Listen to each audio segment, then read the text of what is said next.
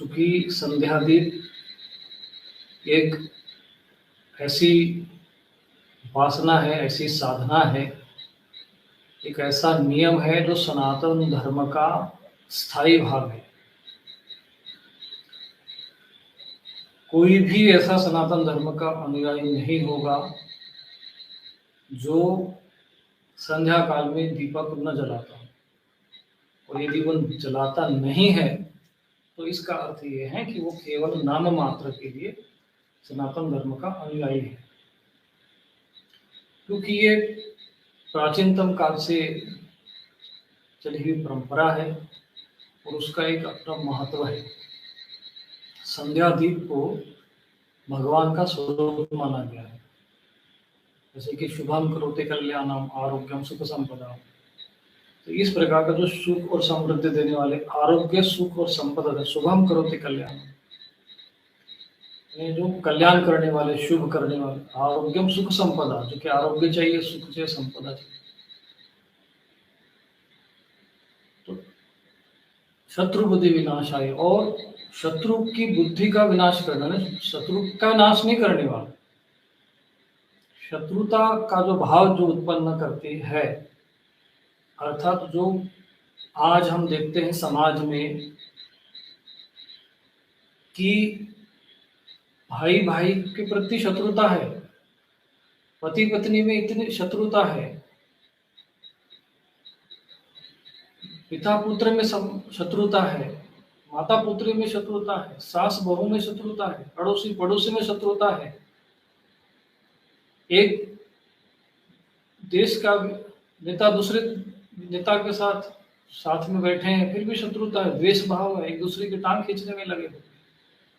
एक देश दूसरे पर मिसाइल और बम फेंकने के लिए, उनको नष्ट करने के लिए तत्पर बैठा हुआ है, क्योंकि शत्रु बुद्धि बढ़ गई समाज में। हनुमान चालीसा पढ़ते हैं तो उसमें एक लाइन आती है कि बल बुद्धि विद्या देव हरो कलेश विकार। ये जो क्लेश है, ये जो कलह है, ये कलह ही कलयुग है। कलह युग वास्तव में, इसका जो वास्तव में जिसको कलयुग कहते हैं, वास्तव में ये कलह युग है। तामस बहुत रजोगुण थोड़ा, कली प्रभाव विरोध चौरा। ये संत महापुरुष की वाणी है। तामस बढ़ गया, रजोगुण थोड़ा सा रह गया, सत्व का पता नहीं है, और इससे क्या हो रहा है, विरोध हो रहा है आपस में। आप देख रहे होंगे, अभी अगला एक लाइव लेना है हमको मीडिया की, थोड़ा उसकी चर्चा करेंगे हम लोग कि किस प्रकार से वो समाज के हानिकारक बन रहे हैं। तो चर्चा हम कल परसों लेंगे, और आवश्यक विषय है।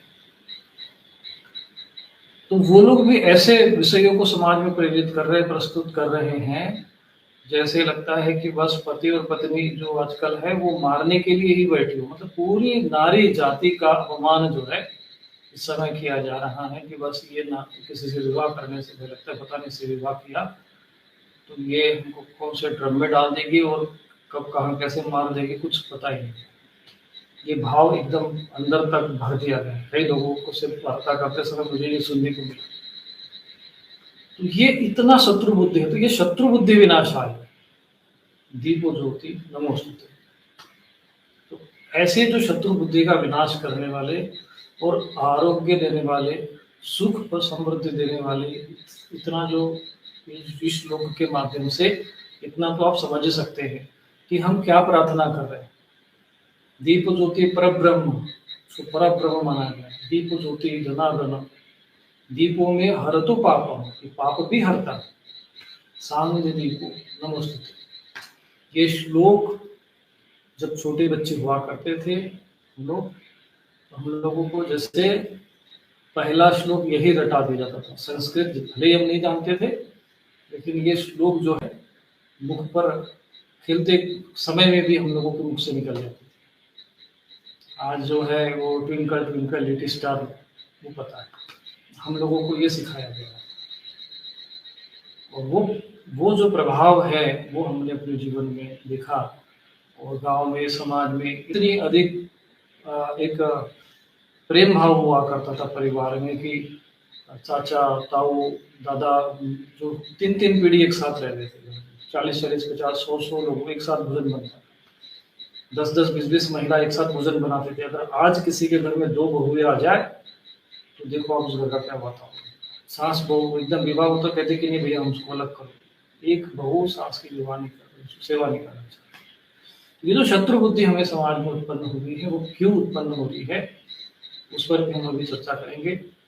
परंतु मैं आपको समझाने जा रहा हूँ कि ये जो शत्रु बुद्धि का जो भाव है, जो उत्पन्न करने वाले का नाश करने वाली जो शक्ति है, सामर्थ्य है, वो इस संध्या काल के दीपक में है।